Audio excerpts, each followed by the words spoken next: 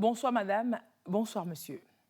8 mars, journée internationale des droits de la femme. Cette année, Jeudi Femme a choisi de vous proposer le portrait croisé de 3 femmes togolaises. Elles sont toutes 3 précurseurs dans leur domaine. Bien de choses les lient. Elles excellent dans leur domaine. La passion, l'engagement et le dévouement pour la cause choisie les lient également. De la fonction libérale au sport, en passant par le métier des armes, alors dans le métier de l'ordre, vous découvrirez ce soir 3 femmes togolaises très inspirantes. Merci d'être dans le salon de la femme. Merci de nous accueillir chez vous. Tout de suite, je m'en vais vous présenter mes invités de ce soir. Je vais commencer par Madame Lanson Hogban Latre Kayi et Jonah, épouse Adabla. Merci Madame Lanson d'être sur ce plateau. Un visage qui n'est pas étranger pour aussi bien les téléspectateurs togolais que du monde entier. Vous êtes dans le domaine des sports. Alors, on commencera par dire que vous êtes instructeur d'arbitre FIFA et CAF. Et précisez surtout que vous êtes seul à ce niveau, tous sexes confondus au Togo. Donc, aussi bien femmes qu'hommes, vous êtes la seule personne au Togo, instructeur d'arbitre FIFA et CAF. Vous êtes membre de la commission des arbitres de la CAF, cela s'entend, et vous êtes la première femme en Afrique à atteindre ce niveau-là dans le domaine du football. C'est cela, madame, dans le domaine de l'arbitrage. Merci, madame. Et vous êtes chevalier de l'ordre du mérite au Togo. Amoureuse du sport, on n'a plus besoin de le dire, mais précisez simplement que c'est depuis votre jeune âge.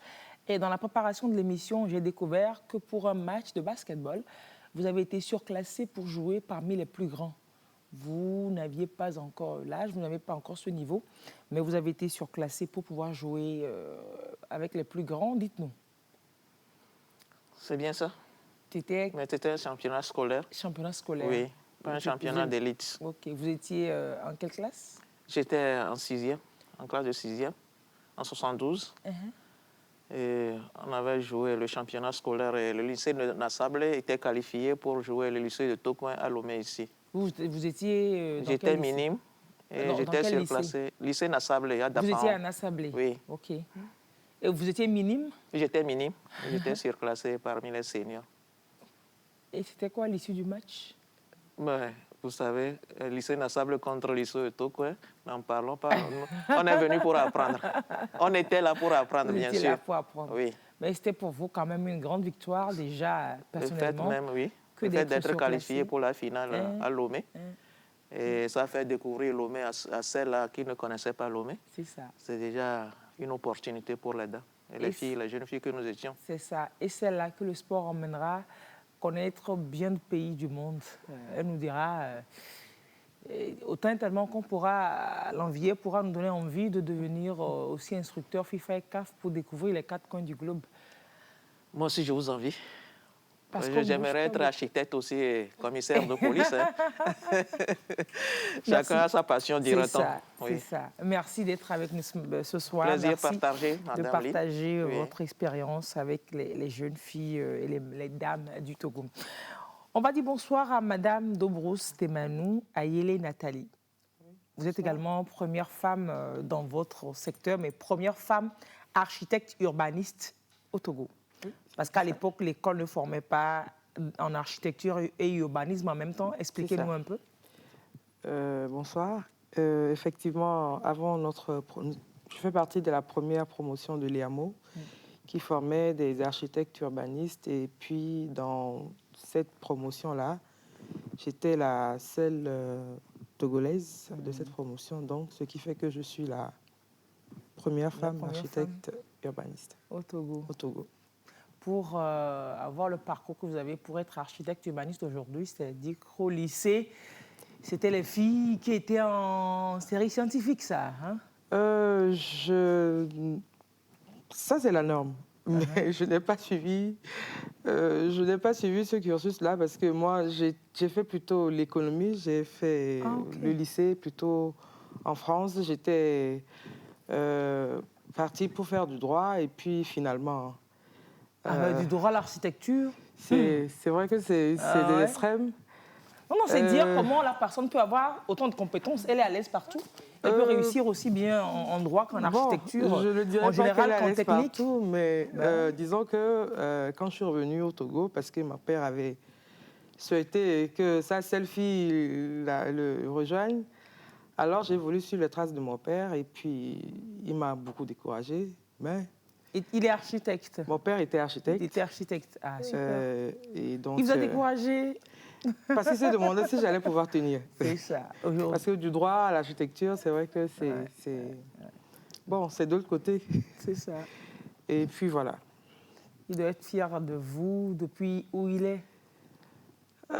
Fier, j'espère, parce que c'était un monsieur qui s'adonnait beaucoup à son métier, qui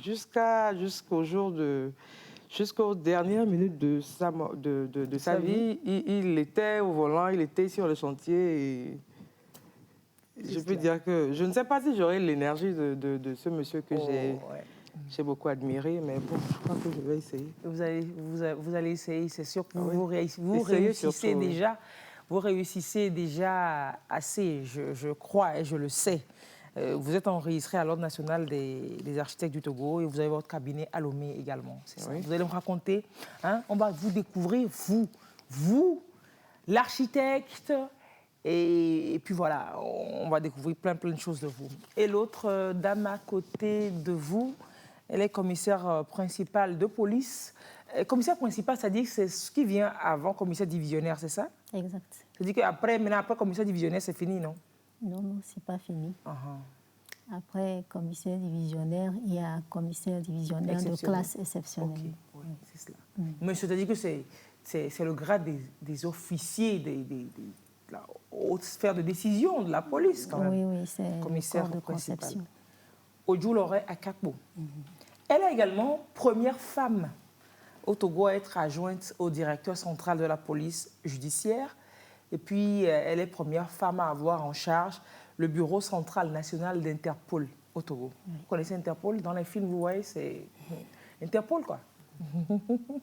Interpol, pour la petite histoire, le Togo est membre d'Interpol depuis le 10 octobre 1960, avec pour mission la collaboration policière internationale pour pouvoir mener des enquêtes qui sollicitent plus d'un pays. Merci d'être parmi nous ce soir et de prouver que tout est fait au Togo pour encourager l'accès des femmes aux postes de responsabilité, mais dans la police aussi. Merci d'être avec nous, Madame Odjouloré. Merci à vous. Vous avez choisi ça, hein, après votre maîtrise en droit, vous avez choisi comment... C'était quoi le déclic que vous choisissiez de rentrer dans le corps des policiers? Alors, effectivement, je fais partie de la deuxième promotion des femmes qui ont rejoint la police nationale, des femmes commissaires de police qui ont rejoint la police nationale en 2007. Et déjà en 2005, c'était la première promotion. Et nous, on a suivi ensuite. Il faut dire que lorsqu'on fait des études de droit dans les années 2000, ce n'est pas tout de suite embrasser une fonction ou bien un métier de policier. On pense plutôt avocat, magistrat. Oui, au métier classique. Avocat, magistrat, juge, notaire. C'est à cela qu'on pense. Mais on était parti pour se retrouver dans ce corps de métier. Mais il faut dire que lorsque le concours avait été lancé et que déjà les premières femmes y étaient en 2005, lorsque en 2007, le concours a été encore lancé. Et le concours de police? De police. Général, concours général? Oui, concours de général, police. mais qui était ouvert aux deux sexes? Ouvert aux deux sexes et également qui recrutait pour les commissaires et puis pour les autres grades aussi. Bon, j'avais les aptitudes requises et donc je me suis lancée parce que j'avais vu déjà mes aînés et ça m'a encouragée à pouvoir intégrer la police nationale. Et voilà où on en est aujourd'hui. Oui, aujourd'hui je suis là. Oui. Et plein d'enthousiasme de continuer à travailler au sein de la police, de continuer par servir la population et de continuer par apporter ma petite contribution à la lutte contre l'insécurité. C'est ça, c'est ça. Mais merci pour ce parcours. Encore de très belles années, très riches encore devant. Et merci d'être ce soir dans Jeudi Femmes. Merci. Alors, Madame Adabla, Madame Lanson, oui. Quelles sont les qualités humaines et techniques qu'il faut avoir, hein, d'abord humaines, pour être à ce niveau aujourd'hui? Il faut être déjà peut-être forte, hein? Il faut jouer au basket, il faut avoir la forme athlétique, il faut avoir le physique. Ou bien? Oui, je dirais que tout commence par une passion. Ouais. Si vous n'avez pas la passion de la discipline, vous ne pourrez pas la faire. Donc moi, toute petite, j'ai fait école avec les garçons. J'étais la seule fille de l'établissement. Ah, déjà? Du CP1 jusqu'au CM2. Donc j'ai joué avec les garçons ensemble. Donc ce qui m'a donné le goût au sport. Et j'étais avec un tuteur qui, à la sortie de l'école, nous obligeait à jouer avant de rentrer à la maison. Donc, c'est là où j'ai pris goût au sport. Donc, plus précisément, le football. Donc, une fois arrivé au lycée, ce football n'existait pas pour les femmes. C'est là où j'ai embrassé les sports de main. OK. Parce que là, au moins, il y en avait pour les femmes. Voilà, il y en avait pour les femmes. Donc, vous avez commencé avec le foot? Oui, j'ai commencé avec le foot, un football de loisir, bien sûr, à l'école primaire. Oui. Donc, arrivé au lycée, ce football n'existait pas. Donc, comme j'aimais toujours faire du sport, j'ai embrassé les sports de main. Alors, comme quoi l'environnement a été quand même assez déterminant. Hein? Oui, l'environnement a été assez déterminant. Vous auriez peut-être été dans un environnement où il y avait plein de filles. Oui. Vous n'auriez pas eu l'occasion de jouer avec les garçons. En paix peut-être. En paix, compagnie. Oui. Alors qu'on n'a pas une fédération internationale de en paix. On va en créer. Donc, je rêve peut-être faire en paix. Et pourquoi pas, peut-être aussi que je pourrais exceller dans d'autres domaines aussi sportifs. C'est sûr. Je pourrais le faire aussi. Donc, moi-même, j'ai plus aimé le football que les autres disciplines. Donc, avant, comme je ne jouais pas, donc je supportais les garçons qui jouaient. Mais au fil du temps, j'ai dit non. Après ma maternité, j'aimais toujours la discipline. Donc, je me suis lancé dans l'arbitrage en 91. Il faut être forcément quelque part. Pour courir sur le terrain aussi. Pour courir, oui. Pour courir sur le terrain. Il paraît que les arbitres courent, ils courent autant que les joueurs au cours d'un match. Ils courent plus que les joueurs. Parce que quand le joueur est fatigué, il se repose, il peut marcher. Mais toi, l'arbitre, tu ne peux pas marcher. Toi, tu cours, tu suis le ballon. Comme dirait la femme d'un collègue, il demandait quelles sont ces deux fous-là qui courent au niveau de la ligne de touche. Elle parlait des assistants. Oui, donc, je dirais premièrement qu'il faut la passion. Mais après cette passion, il faut le courage, l'abnégation, le vouloir faire et le savoir-faire en tant que femme pour vivre dans un milieu masculin.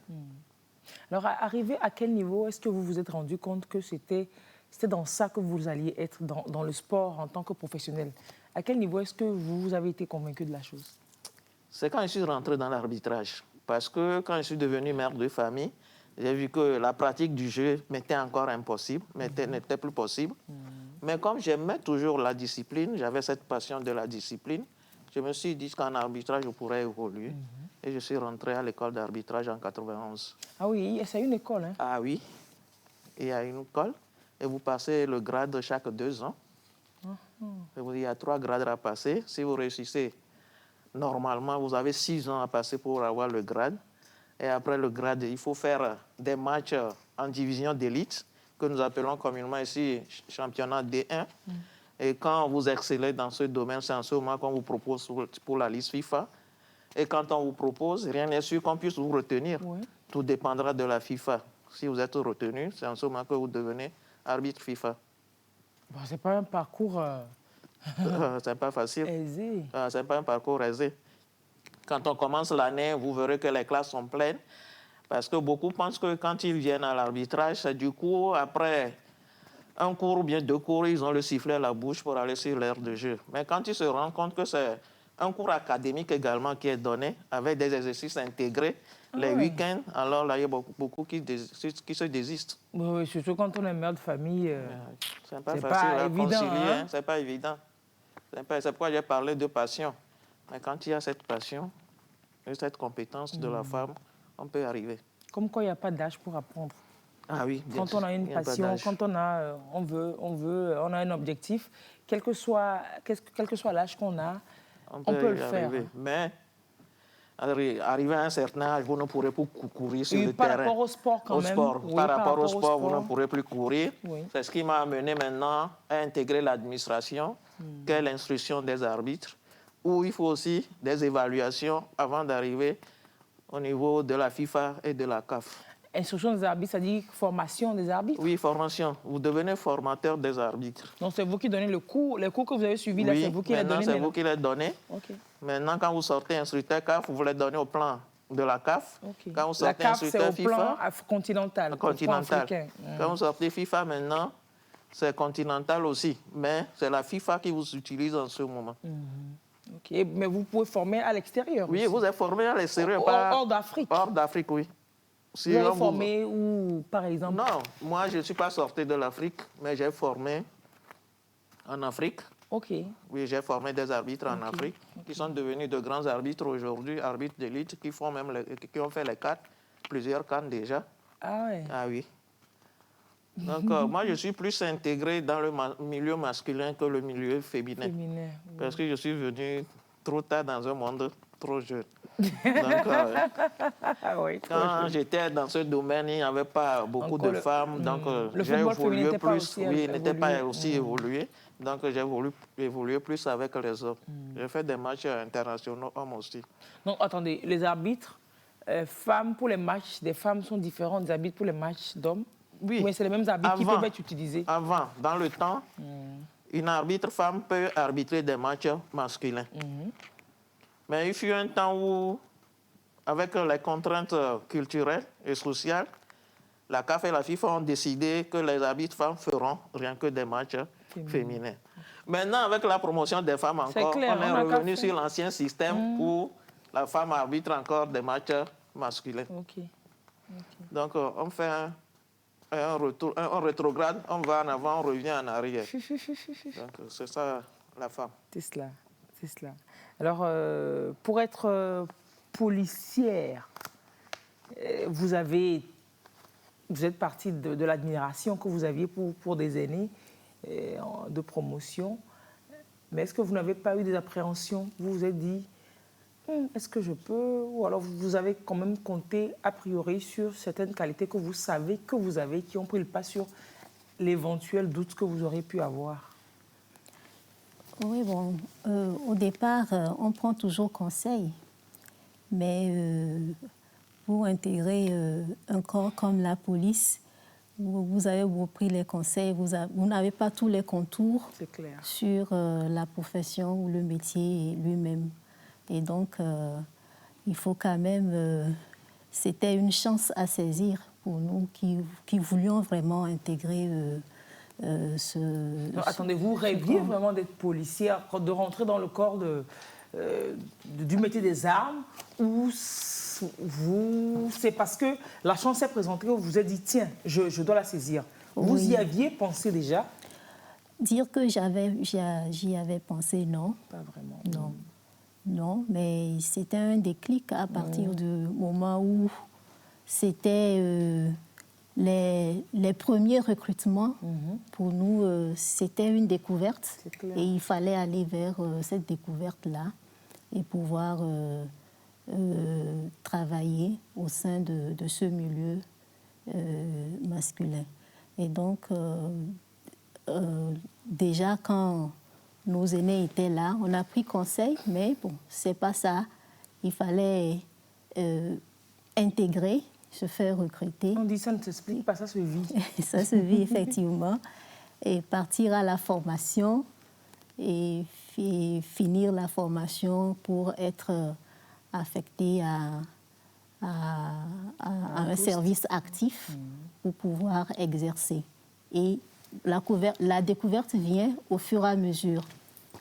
On commet des erreurs, on se corrige et au fur et à mesure, on essaie de se parfaire. Alors, est-ce que vous êtes arrivé à un niveau, peut-être au cours de la formation ou alors au cours de l'exercice, où vous vous êtes dit, dans quelle galère est-ce que je me suis fourrée là, devant une situation? C'est vrai qu'au tout début de la formation militaire, parfois il y a le doute qui vient. On se demande vraiment, est-ce qu'on est à sa place? Mais au fur et à mesure, la formation elle-même vous donne la force de pouvoir continuer et d'y arriver. C'est ça. Voilà. Et vous y êtes déjà. Alors, Madame l'architecte, elle, papa a joué dans l'affaire, quoi qu'il ait découragé la dame. Mais non, pourquoi c'est la passion avec laquelle papa travaillait qui vous a décidé, qui vous a orienté vers l'architecture, ou il y avait d'autres raisons également? Bon, je dirais que je ne me l'explique pas. Hein. C'est après que j'ai découvert la passion de ce métier-là. Sinon, au départ, c'est vrai que je l'ai vue petite sur la table à dessin, des nuits blanches. Après, fière de dire « Ah, ça, c'est mon père qui a fait ça. Mais je ne peux pas dire que c'est ça qui a fait un déclic. C'est arrivé comme ça, et puis c'est au fur et à mesure que je suis entrée dans l'école que j'ai découvert cette passion-là de me retrouver dans un milieu où il y avait beaucoup de garçons. C'est clair. Qui taquinaient, même à ce niveau-là. Hein, c'est clair. Même à ce niveau-là, qui nous... Les hommes restent toujours des garçons. Oui, qui nous taquinaient beaucoup, qui nous disaient, mais vous là, vous allez être des ménopausés ici. Moi, on préfère aller chercher des jeunes filles fraîches. Bon. Donc, il y avait une ambiance là qui motivait, et puis de se plancher sur des projets de charité pendant des nuits, courir après le prof pour rendre le projet. Il y a tout ça qui à un moment donné, nourrissait la passion du métier. Voilà. Alors, qu'est-ce que vous auriez pu faire d'autre? Ou alors, quand vous rentriez, vous pensiez à quoi et puis à quoi d'autre? Quand je rentrais, je ne pensais à rien particulièrement. Je sais que j'aimais beaucoup la cuisine, alors... tout le monde se demandait, est-ce qu'on ne va pas te monter un restaurant, un hôtel à gérer? Est-ce que tu ne vas pas faire le secrétariat? On a imaginé beaucoup de choses, et puis je les regardais. Et bon, j'aurais pu faire beaucoup de choses, je pense. J'aurais pu faire beaucoup de choses. C'est clair, c'est clair. Et vous vous plaisez aujourd'hui là-dedans? Vous aimez ce que vous faites? Si c'était à refaire, je pense que vous ferez pareil. Je ferais pareil. C'est cela. Il n'y a que comme ça que l'on réussit vraiment ce que l'on fait. Hein. Et surtout qu'aujourd'hui, vous avez cette étiquette à vie de la première femme au Togo, architecte et urbaniste. Qu'est-ce que ça rajoute? Précisez-nous, en fait, c'est quoi le...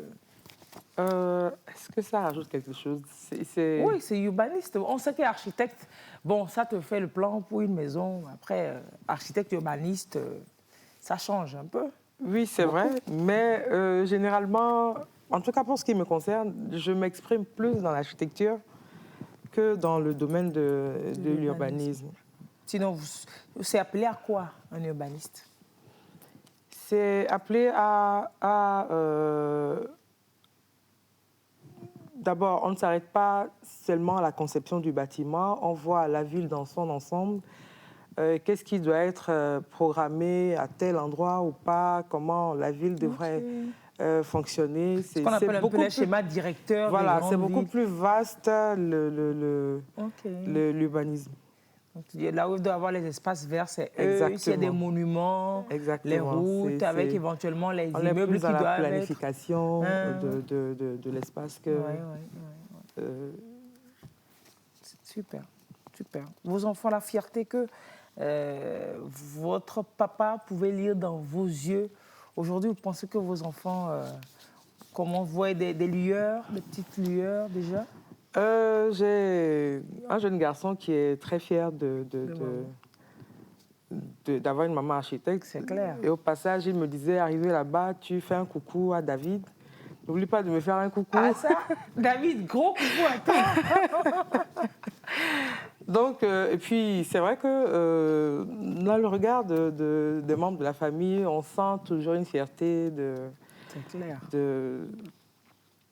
voir, surtout que c'est perçu comme un métier d'homme. Mais moi, je dis souvent que je suis femme, mère et architecte. Je ne suis pas simplement architecte, j'essaie de... C'est beaucoup de choses que vous gérez ensemble. Oui.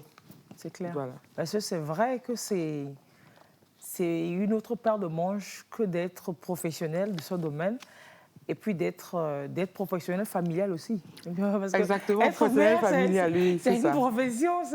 C'est là que le cumul de fonctions est toléré par là. On cumule, on est professionnel, mère et puis voilà. Madame, est-ce que votre travail doit vous amener à beaucoup vous déplacer, à beaucoup voyager?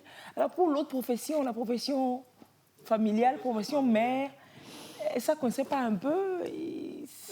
J'imagine. Mais avec l'aide de mon mari et de ma grande fille, je suis quand même arrivé à tout gérer. Parce que c'est un planning. Quand tu dois voyager, bon, même moi, au Togo ici, parfois on a le championnat en dehors de Lomé.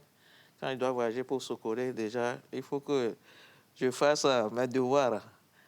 De quoi? Comment vous l'avez appelé tout à l'heure?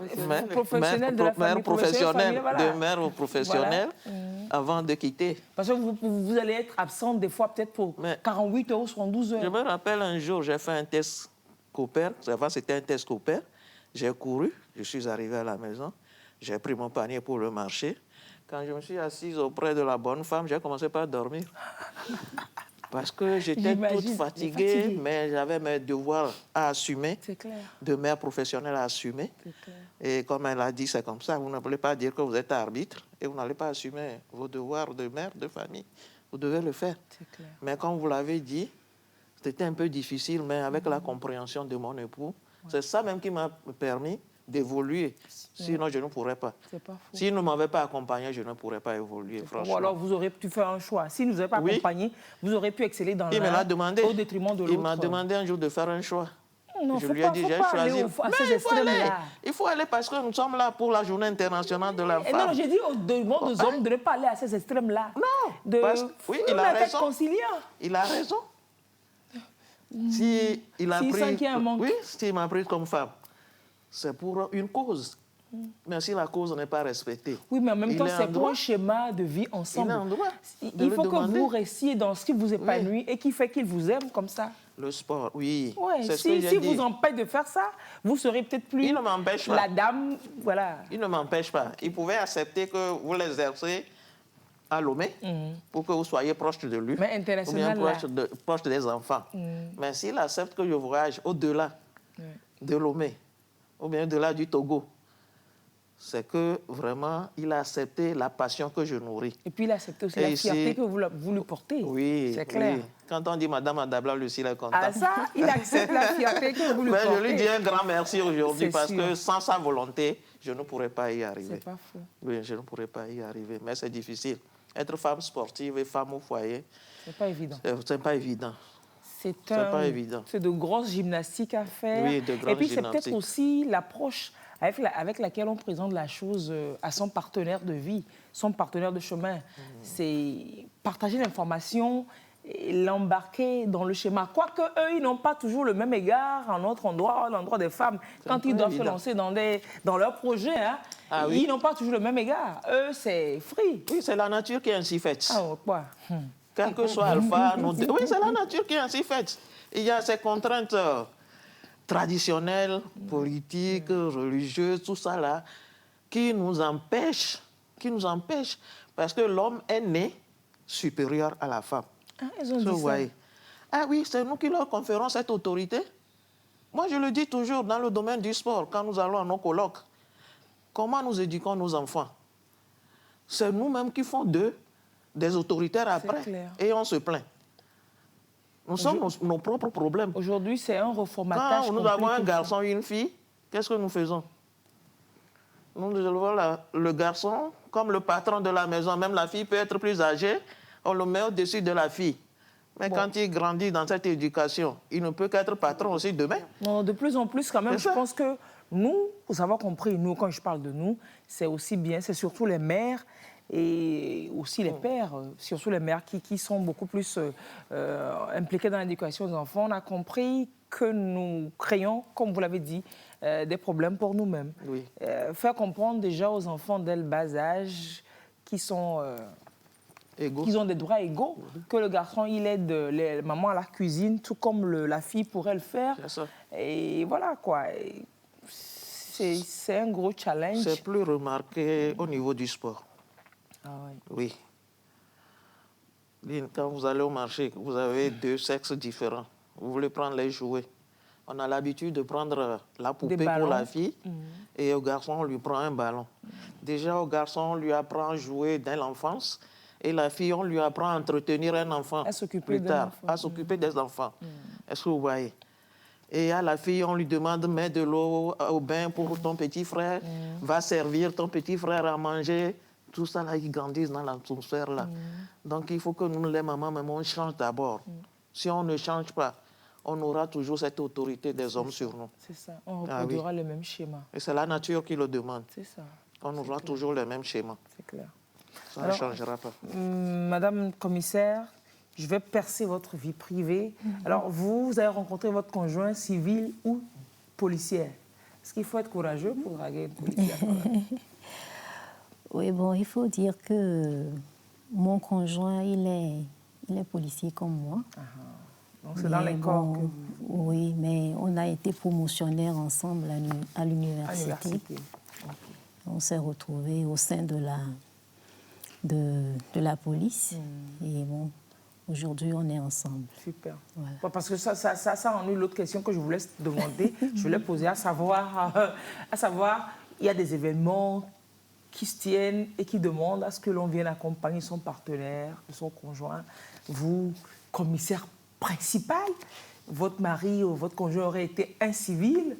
Est-ce que ça n'aurait pas été peut-être compliqué pour lui de vous suivre dans ce monde-là? Est-ce que vous avez des cas comme ça, d'autres femmes qui ont des conjoints civils? Facilement, ça les suit? Oui, bien sûr. J'ai des collègues qui sont mariés au civil. Et le retour d'expérience, en tout cas dans nos échanges, ça se passe plutôt bien. Et ils arrivent quand même à intégrer à accepter leur femme policière avec toutes les contraintes que cela emporte. C'est clair. Et puis c'est beaucoup de fierté. Un homme qui a une femme comme ça qui fait quelque chose de particulier, bon, devant la femme, ça peut faire comme si oh, c'est rien ton affaire là, mais c'est beaucoup de fierté derrière, j'imagine. Pour madame l'architecte également, j'imagine toute la fierté de monsieur votre mari, hein, madame Dobro Stémanou, que monsieur se dise ah oui, l'immeuble là, c'est de ma femme, c'est de ma femme, hein, c'est clair. Oui. C'est clair. Je pense que c'est quand même une fierté pour lui. C'est effectivement, quand on est deux, il n'exprime pas forcément cette fierté. Ils font semblant. Ils font un peu semblant, mais je sais que quand je ne suis pas là... On vient de vous voir à l'instant sur le chantier. Donc c'est comme ça, c'est prenant, hein, vous parlez tantôt de votre père qui passait des nuits blanches à faire des plans. C'est pareil pour vous? Ça peut arriver? Oui, ça peut arriver. Il arrive des moments où je pars très tôt le matin. Je peux dire, bon, écoute, aujourd'hui, déjà à 6 heures, moi, je vais partir. Ou bien des jours, je traîne au cabinet, je peux rentrer. Il m'arrivait des moments où je pouvais rentrer après 22 heures, ou même parfois, où quand on avait des concours, on pouvait, avec mon père, on restait au cabinet. On restait au cabinet jusqu'au petit matin. Et puis, ces dernières années, j'ai essayé de réglementer un peu. Oui, parce que vous-même, vous êtes rendu compte que oui, il faut régler un peu, il faut diminuer un peu. Il faut diminuer un peu. Donc c'est ça. Sinon, c'est vrai qu'il y a des périodes où on est très sollicité au cabinet, où il faut passer beaucoup de temps. Et puis voilà. Il vous accompagne, il comprenait. Oui, il comprend parce qu'il m'a connu pendant que j'étais à l'école d'architecture. Donc, il savait à quoi s'en tenir. Hein. Très tôt, il savait à quoi s'en tenir. Voilà. Mais vous convenez quand même que l'apport du conjoint est importantissime dans la réussite des missions des femmes professionnelles comme cela? Beaucoup. Pour moi particulièrement, c'est quelqu'un qui me motive beaucoup. qui me pousse vers l'avant, même si moi, je suis très discrète. Il me dit, non, il faut aller de l'avant, il faut vas-y, non, tu peux. Aussi. Tu as la fierté. Tu peux y arriver, tu dois y aller. Non, ne reste pas dans l'ombre. Je pense qu'il me motive beaucoup. Sa présence m'est très bénéfique dans ce que je fais. Parfois, même si je ne crois pas en moi, il me dit, non, non, tu peux, tu es capable de faire ça. Bon, voilà, je lui dis merci. Comme quoi, il faut savoir choisir les conjoints quand on a des projets de vie aussi impressionnants, aussi ambitieux, aussi grandioses. Hein. Oui. Que ce soit aussi, ça vaut aussi bien pour l'homme que pour la femme. Bien sûr. Quand ton partenaire n'est pas embarqué dans le même projet que toi, c'est galère. Difficile, quoi. Oui, c'est difficile. Et ça rend la vie morose parce qu'en fait, il y a une partie de soi qui n'est pas achevée, qui n'est pas complète. Mais quand on est autorisé, quand on a la facilité, la possibilité de faire, de s'exprimer, de se découvrir comme ça, avec l'apport de l'autre, c'est épanouissant, complètement réjouissant, complètement épanouissant. Mais alors, quel a été, quand vous avez décidé d'embrasser vos différents domaines, vos différentes carrières, Madame Akakpo, mon commissaire déjà, le regard de votre entourage par rapport à ça, quand vous leur avez dit, peut-être à vos parents, que vous vouliez passer le concours de la police et qu'on vous voyait déjà policière, qu'est-ce qu'ils ont pensé?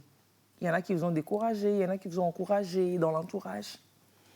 Je dirais plutôt que c'était un entourage qui m'a encouragée. Super. Oui, et en commençant par ma famille elle-même, qui m'a encouragée à intégrer la police. Et en dehors de la famille, il y a aussi des amis avec lesquels on a évolué à la faculté et qui étaient déjà dans la police. Et donc, ils ont contribué aussi pour beaucoup. Et maintenant, le regard de l'entourage vis-à-vis de mon métier, c'est plutôt un regard enthousiaste de même voir... la belle famille? Avec la famille du monsieur... Oh, il est policier aussi. Bon, si il n'est pas policier, la famille du civil pourra se dire... Notre enfant, quoi qu'il soit en sécurité, il risque aussi d'être... Je ne sais pas. Non, je n'ai pas eu de difficulté à me faire accepter en tant que policier par ma belle famille. Et donc, c'était de l'enthousiasme, c'était de la fierté de me voir que je sois en tenue et que je sois aussi commissaire de police. La tenue qui vous va si bien, elle vous va trop Merci. bien, la tenue. Autant tellement que je me demande si je ne vais pas me réorienter aussi. Quoique, il faudra rouler sur l'âge, beaucoup derrière pour pouvoir faire cette réorientation. Bon, finalement, quand vous avez choisi, Madame de Vosbourg, l'architecture, on s'est dit, bon, voilà, elle est sur les pas de papa, elle va préserver les acquis de la famille, forcément. Oui. C'est vrai qu'il y avait... c'était de l'encouragement au niveau de ma famille. Et puis, de la fierté. Et puis, il fallait donner l'exemple parce que je suis aînée de 4 garçons. Et parmi les petits-enfants, je suis aussi l'aînée. Donc, il y a les garçons qui suivaient, les filles qui suivaient. Et donc, il fallait que l'aîné donne l'exemple pour que ce soit... que ce soit un modèle un peu pour tout ce que j'avais derrière moi. Donc, voilà. C'est ça. Et les acquis préservés, une dame qui se retrouve dans son élément et qui excelle beaucoup. Je vous dis que papa est fier de vous depuis où il est. Vous êtes là. Elle dit, vous pensez. Non, c'est pas que vous pensez. Mais de part et d'autre, hein, est-ce que vous avez connu forcément, je me dis, des actes de misogynie? Je retourne à la policière d'abord. Est-ce que vous avez eu des collègues, des policiers qui n'ont pas supporté, mais ne supportent pas peut-être de voir une femme commandée? Ou alors, dans quel cas? Dans le cas d'une enquête, par exemple, et que vous pourriez, voilà, que vous auriez, je voulais dire, avoir vécu ça par rapport à votre statut de femme? Bon, je peux dire que personnellement, je n'ai pas vécu ça directement comme ça. Mais des collègues, peut-être? Des collègues, quelques-uns. Mais c'est des situations qui arrivent lorsque nous, en tant que femmes, nous avons nos prédispositions. Et c'est souvent lorsque c'est les moments de maternité, vous devez vous absenter, lorsque les absences sont régulières. Et ça commence par parler tout autour. Mais comme si leur femme ne l'accouchait pas. Elle n'est presque jamais là où elle est tout le temps indisposée. C'est par rapport à ces aspects-là, plutôt. Mais par rapport au travail proprement dit, on répond toujours présent. C'est clair. Sinon, vous ne seriez pas à la tête de l'Interpol Togo aujourd'hui. Vous ne seriez pas là. Oui. C'est un niveau... Il faut quand même qu'on comprenne que la nature est ainsi faite, que la femme, à des moments, elle est appelée à contribuer à la pérennisation de l'humanité. Ça, c'est un gros travail. C'est le plus gros travail, d'ailleurs, qu'on ait pu confier à un humain ici-bas. C'est ça. Il faut qu'on comprenne ça. Donc même dans la police, ça chuchote qu'elle n'est pas là, parce que voilà, elle a encore une maternité et compagnie. Mais non, au-delà, il n'y a pas d'autres difficultés que par la femme qui commande. Parce qu'il y a quand même encore des humains originaux très en retard, hein, qui ne peuvent pas supporter que la femme soit devant. Bien sûr, ça arrive parce que c'est vrai, on a beaucoup plus, en unité, on a beaucoup plus de personnel masculin à commander que de personnel féminin. Et bon, ça peut toujours, comment dire, murmurer. Mais bon, il n'y a jamais de courageux pour venir... Oui, ça va rester des murmures. Voilà, donc c'est comme ça. Et bon, si vous-même, dans le personnel, vous le constatez, il y a toujours des petites stratégies pour amener la personne à accepter que c'est vous qui êtes là et c'est vous le chef. C'est ça. Et donc, ils vont s'aligner. Alors, il paraît qu'une femme bosse, une femme qui dirige, une femme qui commande, il paraît qu'elle est très sévère, qu'elle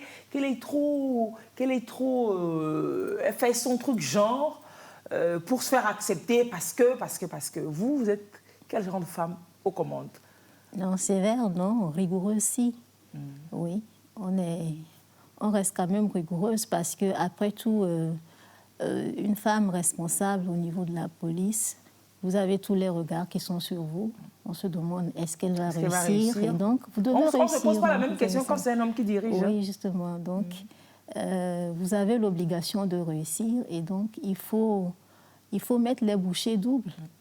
Il y a des erreurs qu'on ne peut pas accepter. Il faut quand même que chacun sache accomplir ou bien exécuter la tâche qu'on lui a confiée.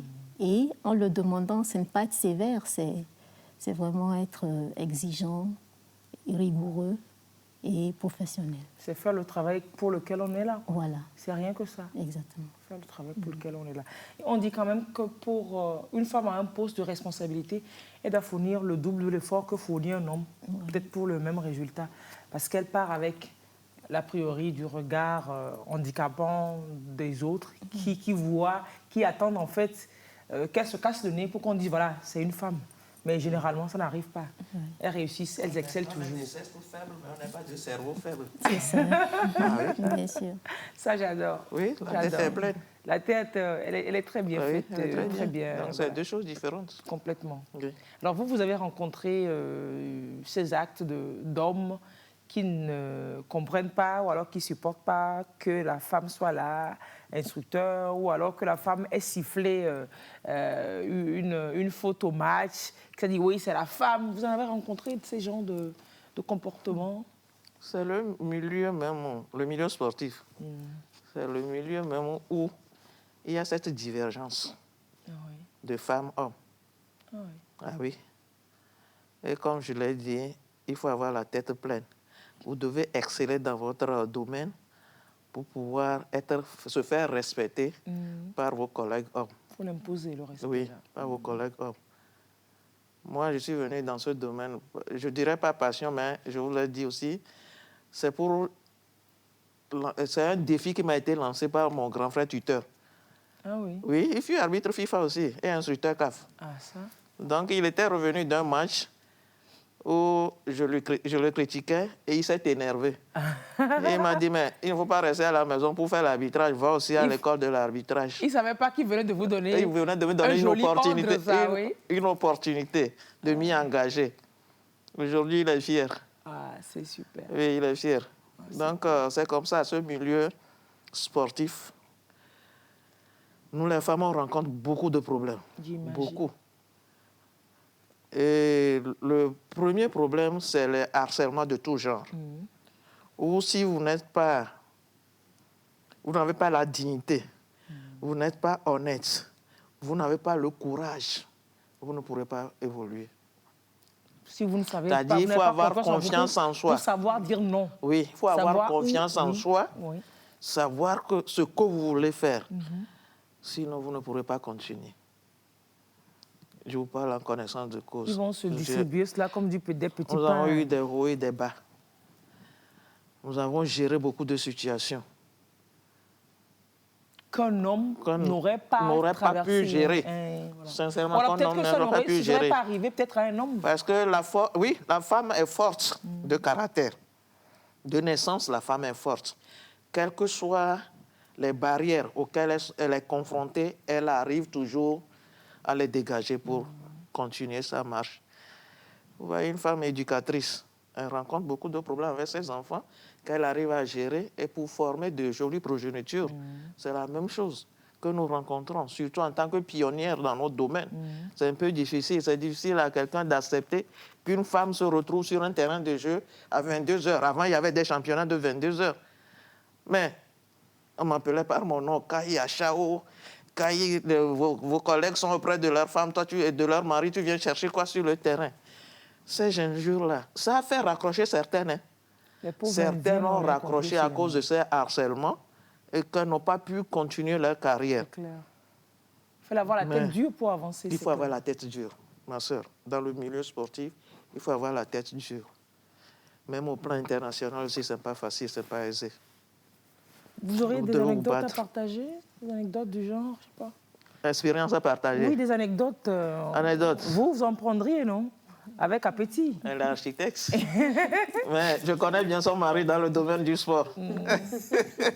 Madame est commissaire principale de police. Je sais que les week-ends, ou bien même dans la semaine, ils font des jogging pour se mettre, beaucoup de sport pour se mettre en forme. Sinon, comment on va courir derrière les mafras? Ce n'est pas le même sport que chez nous. Chez nous encore, c'est plus difficile que chez eux.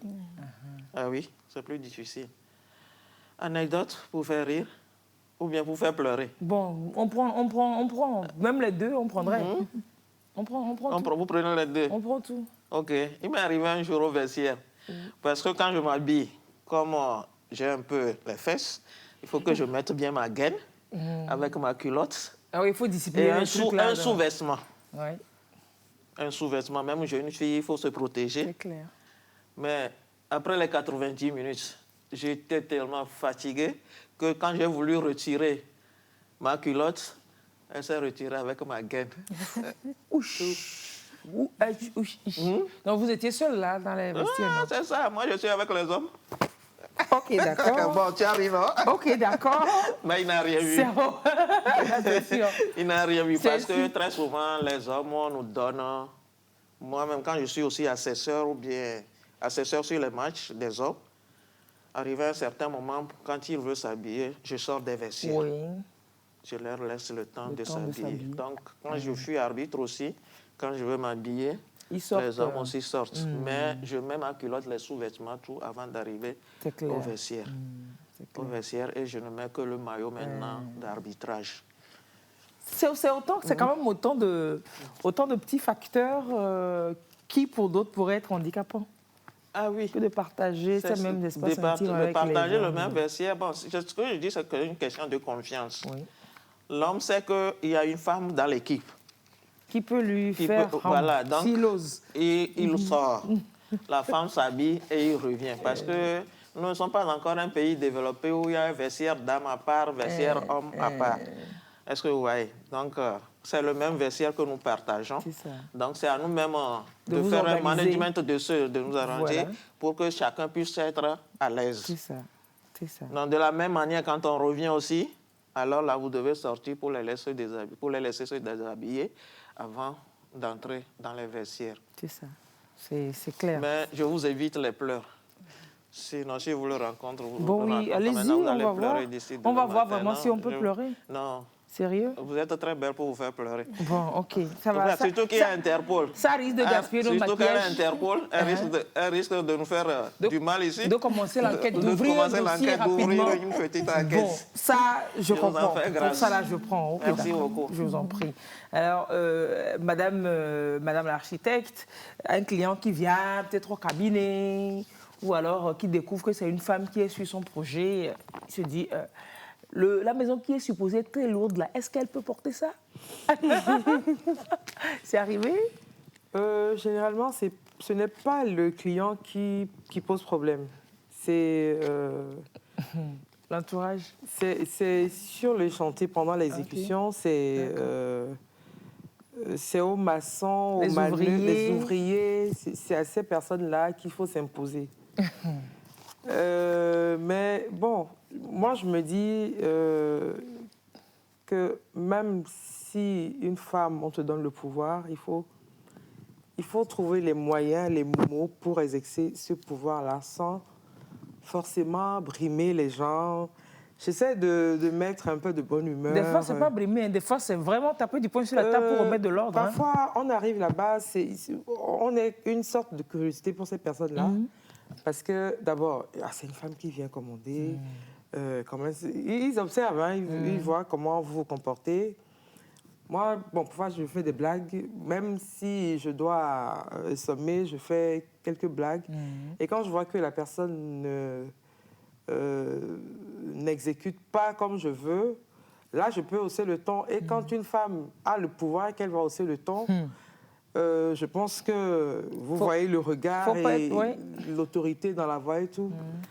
Donc, voilà. Mais je n'ai pas été victime vraiment de brimade. La seule anecdote que je peux donner, c'est sur un chantier pour un client privé où, à mon absence, ils ont voulu faire des choses, supprimer des poteaux et tout. Et sans l'architecte? Sans l'architecte. Et il disait, oh, je dis, Amina, toi, cabinet pour venir, tu avais plan pour ça va fier. Pendant qu'il coulait la dalle, le client était monté sur le toit avec sa petite fille de 2 ans pour voir comment ça se faisait. Le temps d'arriver dans les escaliers, il entend le bruit de toute la dalle, de toute la structure qui est tombée. Non, attends, le client aussi était d'accord que ça se fasse comme ça? Non, lui il ne savait pas. Il ne savait pas. Ouloulou. Heureusement que ça a coulé. Bon, c'est sûr qu'elle ne connaît rien. Alors, ils ont supprimé des choses. C'est ça. C'est eux qui sont les pros. Les pros. Et puis, finalement, ils ont été obligés de se mettre au pas. Bon, attends, quand ça arrive comme ça, gravier, sable, ciment... Tout était perdu. Non, ils vont payer, hein, ils vont remplacer. Non, mais il a été très indulgent parce que... Normalement, ils doivent remplacer eux-mêmes. Oui, parce que s'il avait traîné un peu, imaginez ce qui serait arrivé à lui et à son enfant. Alors, il a pris sous un autre angle et bon, il a laissé passer. Heureusement qu'il n'y a pas eu de blessés. Et vous autres, quand vous êtes revenus après, comment ça s'est passé? C'est ça même que je veux savoir. Cette partie du film, quoi. Je n'ai pas grondé quand je suis venue, mais quand je suis arrivée, quand je donnais les ordres, c'était avec beaucoup plus de fermeté et d'un seul coup. On ne discute pas, oui. Je ne discute pas, je ne répète pas 2 fois, je dis on fait comme ça, on fait comme ça. Et puis ça s'arrête là. Bon, ils ont finalement compris que la fille du cabinet de papa, elle ne plaquait pas que les plans de papa, c'était réfléchi, quoi.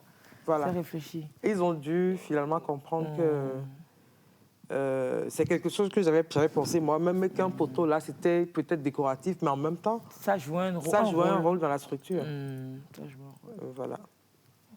Quand on est professionnel, homme ou femme, c'est-à-dire qu'on est professionnel, il y a les règles, il y a le béaba du travail que l'on fait qui ne demande pas à ce que l'on soit d'un genre donné pour pouvoir l'accepter ou pas. Ça s'impose complètement, ça s'impose complètement.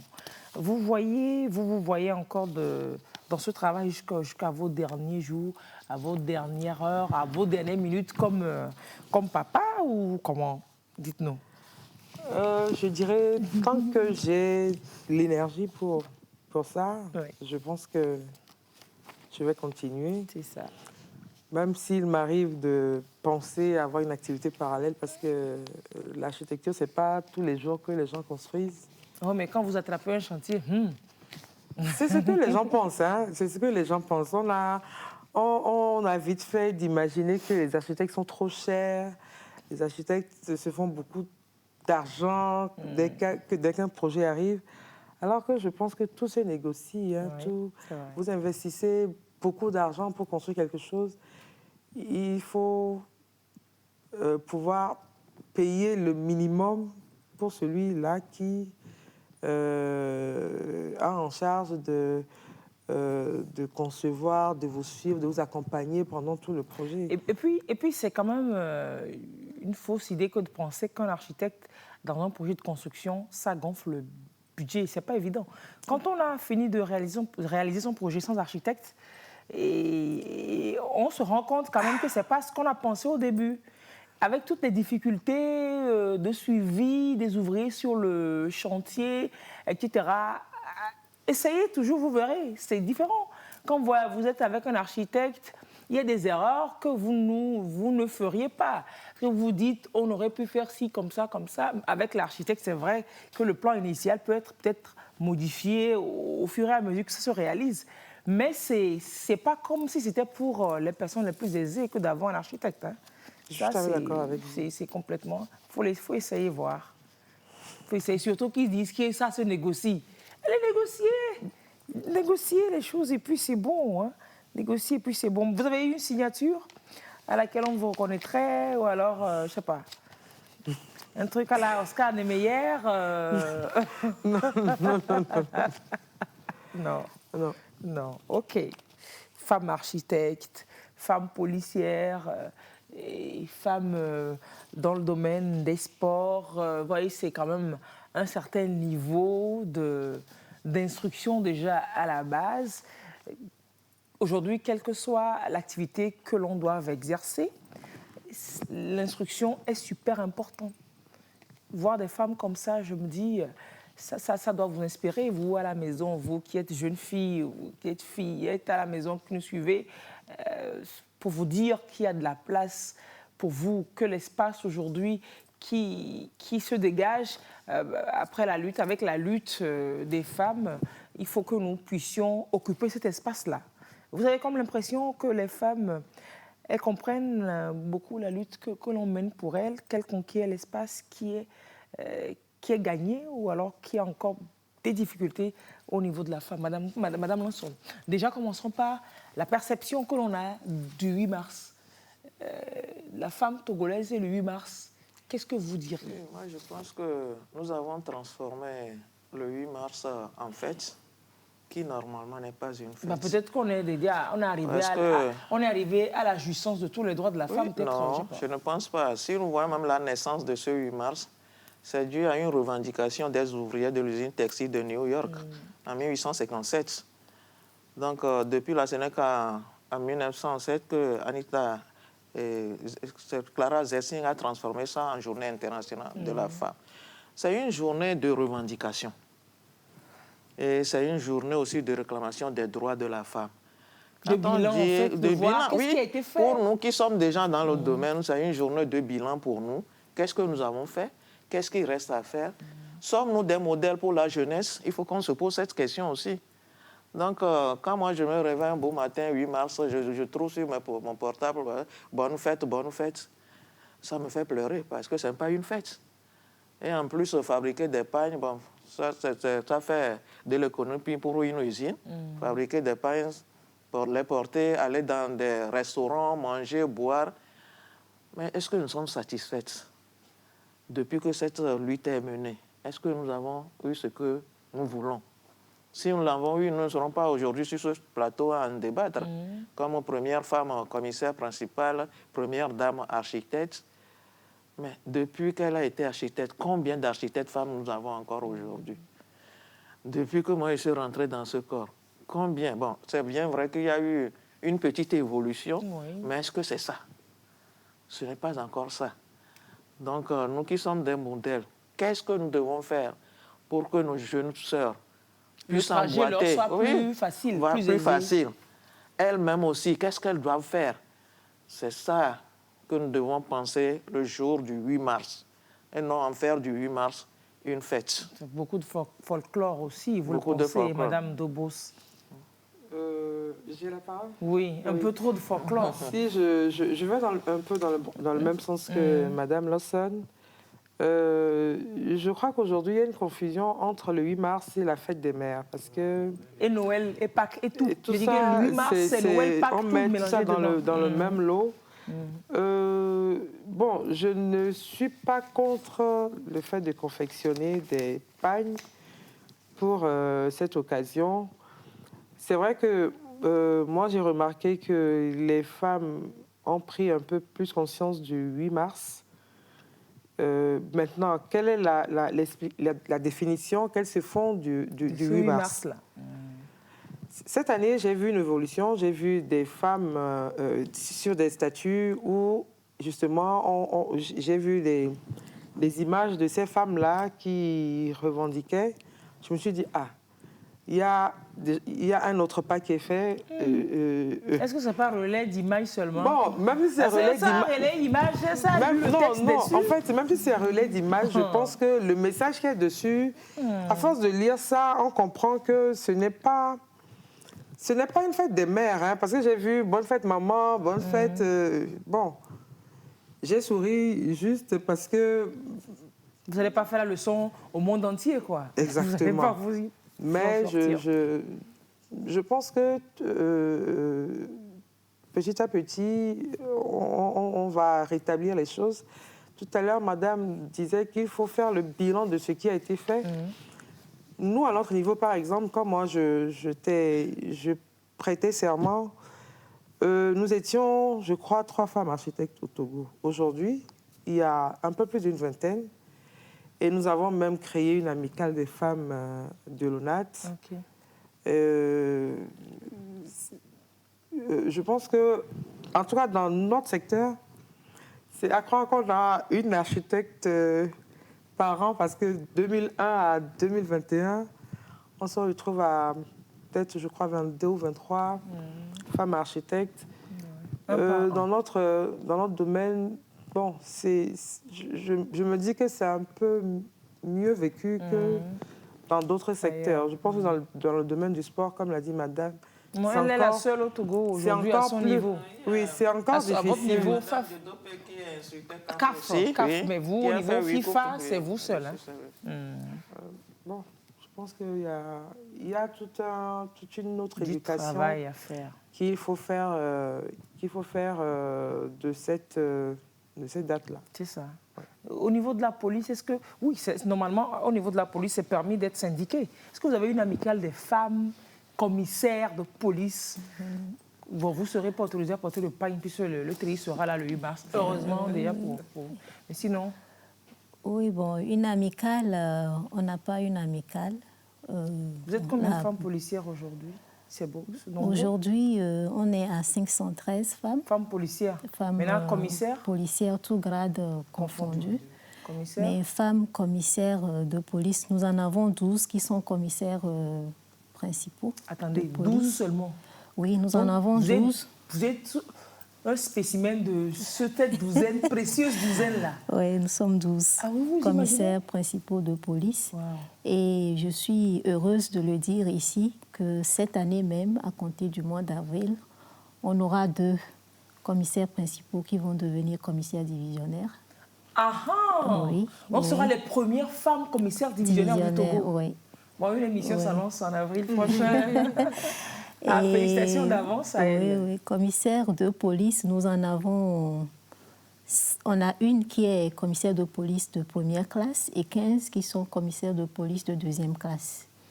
Voilà. On voit que ça évolue quand même. Les chiffres évoluent. Ça évolue.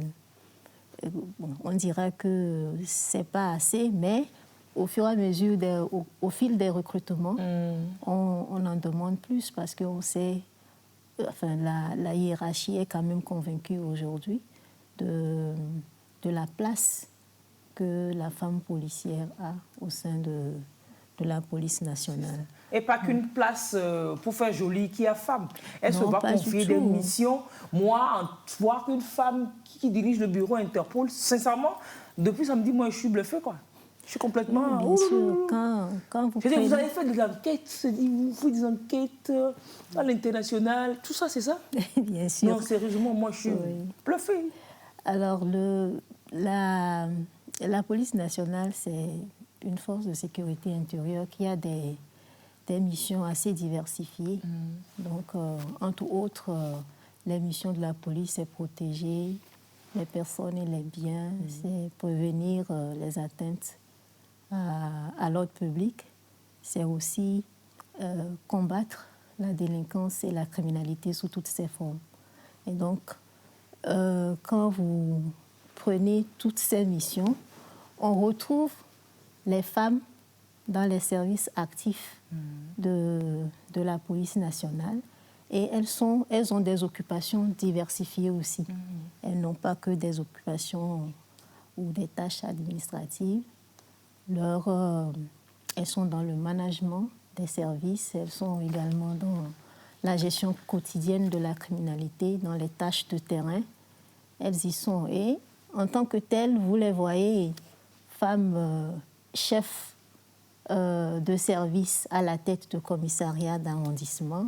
Vous les voyez également en tant qu'adjointes dans certaines unités, comme la mienne.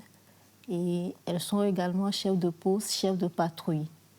Vous voyez, c'est assez diversifié. C'est diversifié, vraiment. Oui, elles font beaucoup. Mais dans mon domaine spécifique, c'est de la police judiciaire. Et comme vous l'avez dit, nous sommes beaucoup plus tournés vers la constatation des infractions, rassembler les preuves, vous respirez, vous rechercher le code pénal. Les auteurs de ces infractions-là pour les mettre à la disposition de la justice. Donc ça, ce sont mes tâches quotidiennes. C'est ça. Voilà. C'est ça. Et vous pouvez aller très loin, faire des missions d'enquête dans des brousses ou bien dans des pays reculés, ça vous arrive? Oui. Normalement, mon unité est à compétence nationale. Okay. Et donc, on peut aller pour certaines enquêtes complexes, on peut être appelé à aller à l'intérieur pour les investigations. Dormir dans la brousse, par exemple. Pourquoi pas? Pourquoi pas? Si ça le demande, on va le faire. Donc, et on le fait aussi assez aisément. Et bon, les voyages, c'est plutôt pour des stages, pour des formations. Et pour les missions d'investigation aussi, on peut aller au Ghana, au Burkina Faso, au Bénin, pour nos investigations. C'est cela. Allez, vous voyez à l'écran tantôt une autre jeune dame togolaise. Elle est capitaine. On va revoir l'image, celle de la marine, là. Vous devez la connaître. Elle est capitaine au long cours Keke Adjoto Simone Fafa. Elle est diplômée en sciences nautiques, filière de capitaine au long cours. Elle est togolaise, bien évidemment. Elle a obtenu son baccalauréat série D au Togo, effectué 2 années à l'école supérieure d'agronomie avant d'obtenir une bourse pour l'Académie régionale des sciences et techniques de la mer à Abidjan, en Côte d'Ivoire. 3 ans plus tard, elle sort lieutenant au long cours de cette école à Abidjan avec le prix d'excellence reçu des mains de Mme Dominique Ouattara, la première dame de Côte d'Ivoire. De là, elle a effectué plusieurs missions, phase pratique de la formation, qui consistait à naviguer durant 1 année à bord d'un navire à passagers qui faisait donc les côtes ouest-africaines et centrafricaines. L'image que vous voyez là, elle recevait un prix remis par la première dame de Côte d'Ivoire. On l'a vu à des images d'embarquement. On va la voir sur une image où elle était en salle de simulateur au Maroc. Elle a effectué, aujourd'hui, elle a son expérience qui lui permet d'obtenir le brevet d'officier chef de cas passerelle. C'est le charabien qui lui permet qui donne droit de retourner en cours théorique dans une école au Maroc où elle sort diplômée capitaine au long cours. Actuellement, la jeune dame, elle est en stage dans la section maritime du service des transports à la Société nationale des phosphates du Togo, au port de Kpémé. Voilà, c'est cela. Elle s'appelle Keke Adjuto Simone Fafa. Elle est capitaine de marine. Aussi des femmes, la première femme dans son domaine aussi. On en a comme ça, hein, des femmes. C'est montrer qu'aujourd'hui, elle ne va pas se cantonner qu'à ce qu'on sait déjà, qu'à ce qu'elle sait déjà. Généralement, quand la femme s'oriente, c'est parce que, voilà quoi, elle a vu faire ci, elle a vu faire ça. Allez, on va finir sur du plus soft. Madame mon commissaire, vous avez un sac à main? Vous avez souvent votre sac à main? Même en treillis, vous avez le sac à main avec vous? Je l'ai rarement en treillis. Vous avez rarement le sac à main. Alors que c'est... Madame, là, au sport, on n'a pas besoin de sac à main pour courir. Hein? J'ai besoin de siffler. Le carton jaune et rouge. Vous n'avez pas souvent de sac à main? Non. Vous avez souvent votre sac à main? Oui. Très souvent. Bon, c'est quand même les rares femmes, en fonction de leur métier, qui n'ont pas souvent leur sac à main. Parce que la femme et son sac à main, c'est quand même une histoire d'amour, une longue histoire, une histoire complexe. Elle ne peut pas sortir son sac à main. Des fois, elle prend le sac à main même. Il n'y a rien de sérieux. Il n'y a rien de sérieux. Elle n'en a pas besoin, mais elle prend le sac à main. Et puis, très souvent, le sac peut être super, hyper, méga joli. Mais après, voilà, on est en train de parler, il fait un zoom sur votre sac à main à vous, madame. Ouais. Ah oui, elle avait son sac à main jusque sur le plateau, je n'ai même pas remarqué. C'est pour vous dire cette belle histoire hein, entre la femme et son sac à main. Des fois, le sac à main est joli, mais si vous fourrez votre nez là-dedans, ce que vous allez trouver, oh là, je vous conseille pas. Ou bien, qu'est-ce que vous avez souvent dans votre sac à main, madame? J'ai de tout. Papier mouchoir usagé. Papier mouchoir, une trousse de maquillage, un stylo, porte-monnaie, il y a tout dedans. Et la clé qui se retrouve au fond et vous cherchez. Arriver devant le portail, ça on cherche. Allez, je vous propose de suivre ce sujet réalisé pour nous par Servais Koumako, qui parle de cette belle histoire de sac à main belle histoire entre la femme et son sac à main. Fadel, si vous permettez, on pourrait suivre le sujet. Non, pas encore. Edwige va nous régler cette affaire rapidement. Pour que l'on puisse suivre. Donc, si vous n'avez pas ça quand même, comment vous en sortez avec les petits trucs? Papier mouchoir, même le sifflet? Nous avons un brassard en coton, genre serviette, qui nous permet de nous essuyer, de faire la sueur. Ah, ok. Oui. Nous appelons ça des poignées. Ok. Nous l'avons deux mains. Bon, on voit souvent ça, mais on ne sait pas à quoi ça sert. Elle vient de nous dire. Oui, pour s'essuyer la figure. Mais nous avons nos petits trousseaux qui contiennent nos cartes, nos cartons jaunes ou rouges, les sifflets, avec bien d'autres éléments dont nous avons besoin pour la direction des matchs. C'est fini? Oui. Bon, oui, mais bon, pas pour aller sur le terrain. Dans votre vie active, après... La vie active, j'ai mon sac à main, bien sûr. Quand je sors, quand je suis en civil, j'ai mon sac à main. C'est cela. La preuve, je suis venu avec un sac à main, mais que j'ai laissé dans la voiture. Parce que ouais, Madame de Boulsa n'a pas pu laisser son sac à main. Et Madame Akatmo, mon commissaire, vous, oui, quand vous n'êtes pas en treillis? Oui, quand je ne suis pas en treillis, j'ai aussi mon sac à main. Mais quand je suis en treillis, bon, j'ai plusieurs poches. C'est ça. Donc, je peux ranger mon papier mouchoir, mon stylo et puis mon petit calepin. Bon, donc, justement, généralement, quand vous avez votre sac à main, c'est ce qu'il y a dedans? Quand vous êtes en civil? Oui, c'est le bazar aussi, un peu beaucoup, non? Dans mon sac à main, j'ai un peu de tout. Bazar. J'ai un peu de tout. Bazar aussi, madame? Oui, bazar. Le bazar. Des fois, on a un autre sac dans un autre sac parce qu'on n'a pas envie de transvaser. On met le sac... Bien sûr. On met encore dans le sac à main. Et quand ça sort, c'est maintenant qu'on commence par chercher. Le temps de décrocher. Une vraie galère. Non, mais c'est malheureux que Fadel ne puisse pas nous... Fadel, c'est pas possible de l'avoir, le sujet? Il dit que ce n'est pas possible de l'avoir, le sujet. C'est malheureux. J'aurais tellement aimé que l'on chute là-dessus. Ça faisait assez soft. Mais bon, ce n'est que partie remise. Hein. Ce n'est que partie remise, vraiment. Alors, mesdames, je suis très honorée d'avoir partagé ce plateau avec vous. Et vous avez laissé de grands messages. Juste, rien que votre présence même est assez parlant pour les femmes du Togo et d'ailleurs. Mais si vous aviez des messages particulièrement à envoyer aux femmes du Togo concernant, pas que la célébration du 8 mars, mais concernant, voilà, leur engagement, ce qui leur revient à faire, elles, dans la promotion de leurs droits, dans l'assumation de la place que l'on réclame dans les sphères de prise de décision, entre autres. Qu'est-ce que vous leur direz à ces femmes-là? Merci, madame. Et avant de dire mon dernier mot, permettez-moi de présenter toutes mes félicitations à notre équipe nationale féminine qui vient de remporter sa toute première CAN et qui fait honneur à tout un Togo.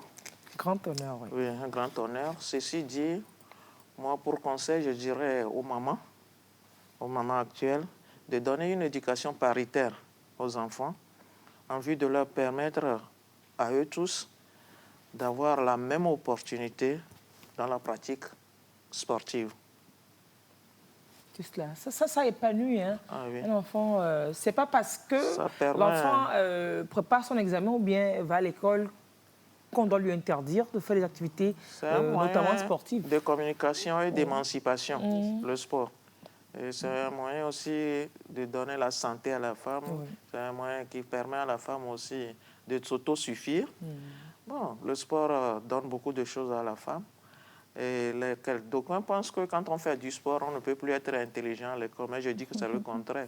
Plus vous faites du sport, alors qu'on peut avoir des problèmes plus vous avez à la maternité. L'esprit éveillé. Bon, je suis un exemple papa ici. J'ai fait ma maternité. Donc, vous faites du sport pour avoir la maternité. Ça facilite même l'accouchement d'ailleurs parce qu'il y a des sports quand vous avez la maternité, il y a des sports qu'on vous préconise pour avoir un accouchement facile. Donc, il faut que nous veillions à ce que chaque sexe ait droit à ce sport. C'est cela. Merci. Merci énormément à vous. Merci aux téléspectateurs aussi qui ont pris leur temps pour nous écouter. Et nous pensons qu'à travers nos interventions, ils tireront des leçons et pour nourrir également leur passion dans différents domaines. Merci. Madame Lawson Hogban, Latrekayi Ejona, épouse à Dabla, instructeur d'arbitre FIFA-CAF, membre de la commission des arbitres de la CAF, seule femme togolaise à ce niveau aujourd'hui et première femme d'Afrique à avoir atteint ce niveau également. Un grand honneur de l'avoir vue sur ce plateau. Madame Dobrous Temanou Ayele Nathalie, elle est architecte, architecte libérale, première femme architecte urbaniste du Togo. Quel serait votre message pour la femme togolaise? Le message que je voudrais, moi, passer, c'est que au lieu de penser à une égalité entre les hommes et les femmes, je pense qu'il faudrait rechercher une égalité de droit plutôt. Il faut pouvoir faire la nuance. Je chahutais une consoeur tout à l'heure, je lui disais, écoute, est-ce qu'un homme et une femme peuvent être égaux? Non. Non. Et je suis allée jusqu'à dire, écoute, est-ce que un berger allemand peut être égal à un Doberman? Non. C'est des chiens. Chacun spécifique en son domaine. En son domaine. Et il faut pouvoir être femme, être mère, si on a choisi d'être mère, et pouvoir être active, être une femme professionnelle dans un domaine qui passionne, qu'on a choisi, et éviter de... c'est mon point de vue, éviter des combats féministes qui ne nous font pas du tout avancer. Voilà. Moi, c'est surtout ça le message que je voudrais passer. Être femme, être mère, si on le veut, et être active. Voilà. Être mère si on le veut. Si merci de c'est pas obligé. C'est pas obligé. Être mariée, être mère, je sais pas de fait en soi, c'est pas ce qui définit la féminité. Si c'est un choix. C'est ça, si c'est un choix, voilà. Nous avons besoin de cette égalité. Pas l'égalité à la maison, mais un sport. Oui, de droit, comme elle dit, de droit. L'égalité de droit, c'est clair que les droits de l'homme ont été déclarés, adoptés par fonction du sexe. C'est les droits humains. Donc, ce n'est pas les droits pour les garçons, ce n'est pas pour les droits pour les hommes, c'est les droits humains. Donc, voilà quoi. Et Madame la policière, quand je viens au commissariat et que je vois une policière qui doit gérer mon dossier, je me dis, ah oui, c'est une femme, elle peut être plus conciliante, elle peut être plus gentille, plus douce. Voilà. Alors, c'est votre message pour les femmes du Togo? Alors, mon message, c'est de demander ou de dire aux femmes de ne pas s'auto-censurer. Voilà. Aujourd'hui, objectivement, il n'y a plus de métier d'hommes ou les métiers dits de femmes. Les métiers dits de femmes, ce qu'il y en a aujourd'hui, c'est peut-être, je dirais, par souci de respect à l'ordre social ou culturel. C'est ces métiers-là de femmes qu'il y en a encore. Donc, les femmes doivent se décomplexer Complètement, oui. et embrasser des métiers Qui leur parlent, des métiers pour lesquels elles se sentent capables. Et donc, pour nous qui sommes déjà dans la police, si en tant que policière, j'ai un message à passer. Aujourd'hui, la présence de la femme au sein de la police nationale, elle est très louable. La population ne peut plus s'en passer. Et lutter contre l'insécurité, ce doit être des acteurs qui présentent la configuration de la population elle-même. Servir la population, c'est notre travail. Servir la nation, c'est notre mission.